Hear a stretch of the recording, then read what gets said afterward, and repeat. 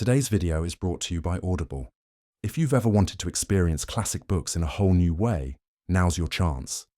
With Audible, you can listen to thousands of audiobooks, from timeless literature to modern bestsellers, anytime, anywhere. Start your free 30-day trial and support the channel by clicking the link in the description below. Thank you. The Flying Man by H.G. Wells, published 1897. The ethnologist looked at the Pimraj feather thoughtfully. They seemed loth to part with it, he said. It is sacred to the chiefs, said the lieutenant. Just as yellow silk, you know, is sacred to the Chinese emperor. The ethnologist did not answer. He hesitated. Then, opening the topic abruptly, what on earth is this cock and bull story they have of a flying man? The lieutenant smiled faintly. What did they tell you? I see, said the ethnologist, that you know of your fame. The lieutenant rolled himself a cigarette. I don't mind hearing about it once more. How does it stand at present? It's so confoundedly childish, said the ethnologist, becoming irritated. How did you play it off upon them? The lieutenant made no answer, but lounged back in his folding chair, still smiling.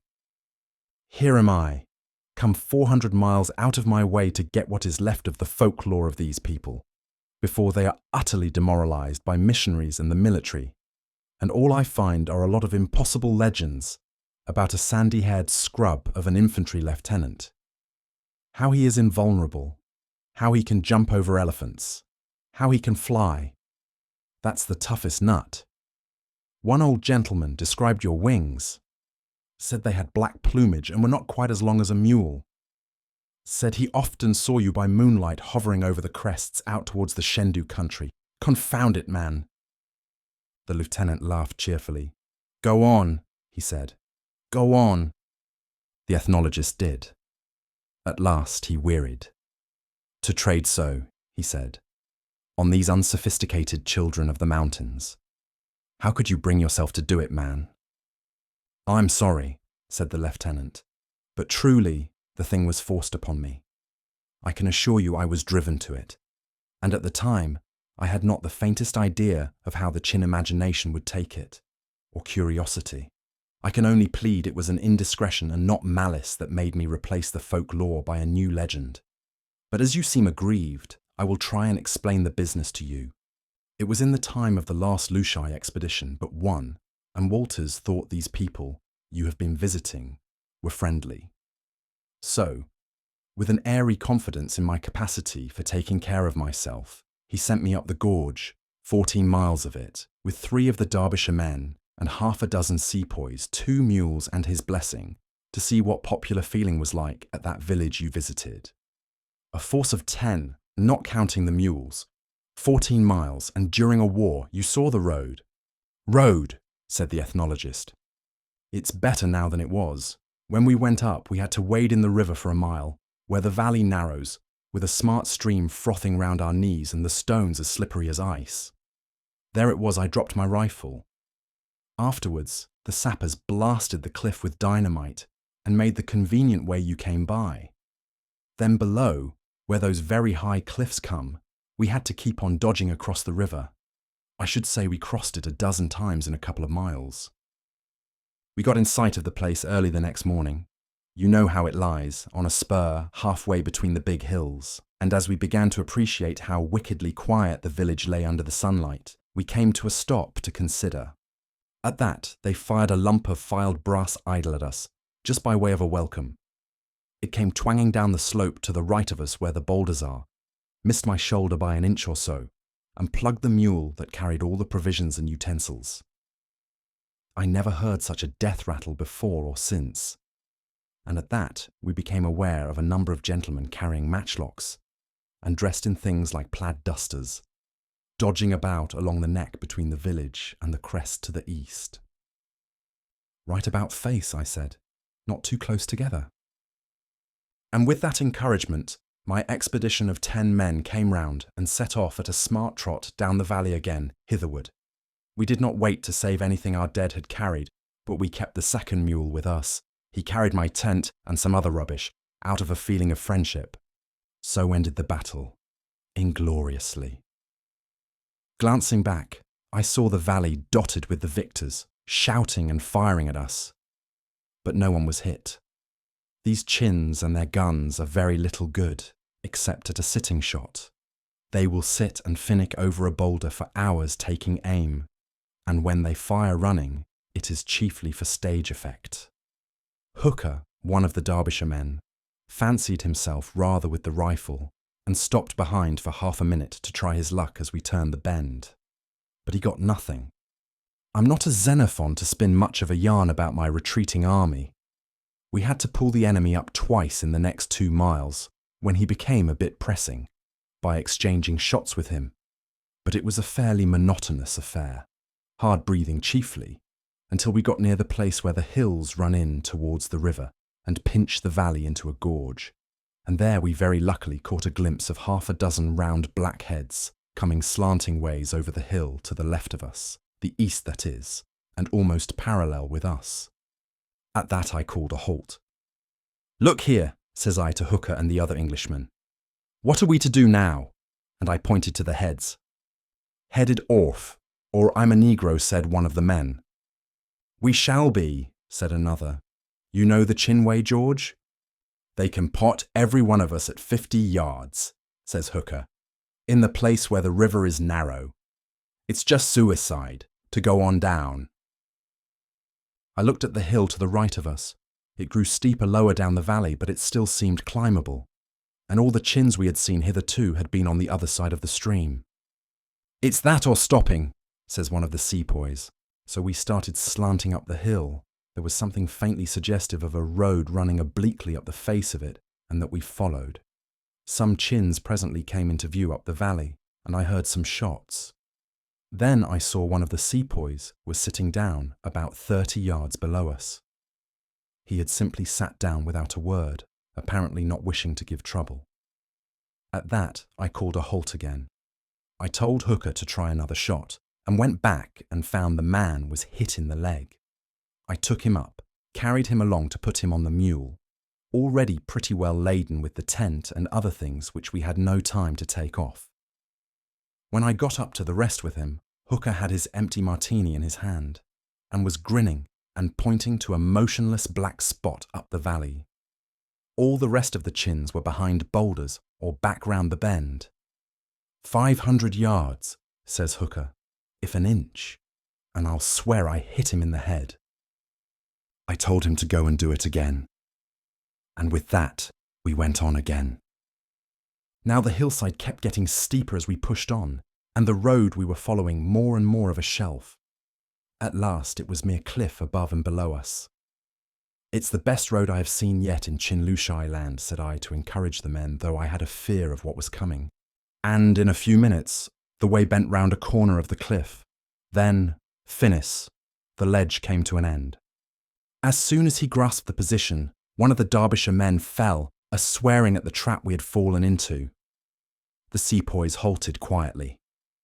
Hooker grunted and reloaded, and went back to the bend. Then 2 of the sepoy chaps helped their comrade down and began to unload the mule. Now, when I came to look about me, I began to think we had not been so very unfortunate after all. We were on a shelf perhaps 10 yards across it at widest. Above it, the cliff projected so that we could not be shot down upon, and below was an almost sheer precipice of perhaps 200 or 300 feet. Lying down, we were invisible to anyone across the ravine. The only approach was along the ledge, and on that one man was as good as a host. We were in a natural stronghold, with only one disadvantage. Our sole provision against hunger and thirst was 1 live mule. Still, we were at most 8 or 9 miles from the main expedition, and no doubt, after a day or so, they would send up after us if we did not return. After a day or so, the lieutenant paused. "Ever been thirsty, Graham?" "Not that kind," said the ethnologist. We had the whole of that day, the night, and the next day of it, and only a trifle of dew we wrung out of our clothes and the tent, and below us was the river going giggle-giggle round a rock in mid-stream. I never knew such a barrenness of incident, or such a quantity of sensation. The sun might have had Joshua's command still upon it for all the motion one could see, and it blazed like a near furnace. Towards the evening of the first day, one of the Derbyshire men said something, nobody heard what, and went off round the bend of the cliff.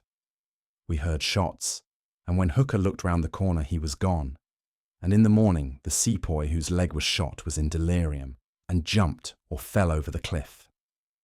Then we took the mule and shot it, and that must needs go over the cliff too in its last struggles, leaving 8 of us. We could see the body of the sepoy down below, with the head in the water. He was lying face downwards, and so far as I could make out, was scarcely smashed at all. Badly as the chins might covet his head, they had the sense to leave it alone until the darkness came. At first we talked of all the chances there were of the main body hearing the firing, and reckoned whether they would begin to miss us, and all that kind of thing, but we dried up as the evening came on. The sepoys played games with bits of stone among themselves, and afterwards told stories. The night was rather chilly. The second day nobody spoke. Our lips were black and our throats afire, and we lay about on the ledge and glared at one another. Perhaps it's as well we kept our thoughts to ourselves. One of the British soldiers began writing some blasphemous rot on the rock with a bit of pipe clay about his last dying will, until I stopped it. As I looked over the edge, down into the valley, and saw the river rippling, I was nearly tempted to go after the sepoy. It seemed a pleasant and desirable thing to go rushing down through the air with something to drink, or no more thirst at any rate, at the bottom. I remembered in time, though, that I was the officer in command, and my duty to set a good example, and that kept me from any such foolishness. Yet thinking of that put an idea into my head. I got up and looked at the tent and tent ropes, and wondered why I had not thought of it before. Then I came and peered over the cliff again. This time the height seemed greater, and the pose of the sepoy rather more painful, but it was that or nothing. And to cut it short, I parachuted. I got a big circle of canvas out of the tent, about 3 times the size of that table cover, and plugged the hole in the centre, and I tied 8 ropes round it to meet in the middle and make a parachute. The other chaps lay about and watched me as though they thought it was a new kind of delirium. Then I explained my notion to the 2 British soldiers, and how I meant to do it, and as soon as the short dusk had darkened into night, I risked it. They held the thing high up, and I took a run the whole length of the ledge. The thing filled with air like a sail, but at the edge, I will confess I funked and pulled up. As soon as I stopped, I was ashamed of myself, as well I might be in front of privates, and went back and started again. Off I jumped this time, with a kind of sob, I remember, clean into the air with the big white sail bellying out above me. I must have thought at a frightful pace. It seemed a long time before I was sure that the thing meant to keep steady. At first, it heeled sideways. Then I noticed the face of the rock, which seemed to be streaming up past me, and me motionless. Then I looked down, and saw in the darkness the river and the dead sepoy rushing up towards me. But in the indistinct light I also saw 3 chins, seemingly aghast at the sight of me, and that the sepoy was decapitated. At that I wanted to go back again. Then my boot was in the mouth of one, and in a moment he and I were in a heap with the canvas fluttering down on the top of us. I fancy I dashed out his brains with my foot. I expected nothing more than to be brained myself by the other 2. But the poor heathen had never heard of Baldwin, and incontinently bolted. I struggled out of the tangle of dead chin and canvas, and looked round. About 10 paces off lay the head of the sepoy staring in the moonlight. Then I saw the water, and went and drank. There wasn't a sound in the world but the footsteps of the departing chins, a faint shout from above, and the gluck of the water. So soon as I had drunk my full, I started off down the river. That about ends the explanation of the Flying Man story. I never met a soul the whole 8 miles of the way. I got to Walter's camp by 10 o'clock, and a born idiot of a sentinel had the cheek to fire at me as I came trotting out of the darkness. So soon as I had hammered my story into Winter's thick skull, about 50 men started up the valley to clear the chins out and get our men down. But for my own part, I had too good a thirst to provoke it by going with them. "You have heard what kind of a yarn the chin's made of it. Wings as long as a mule, eh? And black feathers. The gay Lieutenant Bird. Well, well." The lieutenant meditated cheerfully for a moment. Then he added, "You would scarcely credit it, but when they got to the ridge at last, they found 2 more of the sepoys had jumped over." "The rest were all right?" asked the ethnologist. "Yes," said the lieutenant. "The rest were all right, barring a certain thirst, you know." And at the memory he helped himself to soda and whiskey again.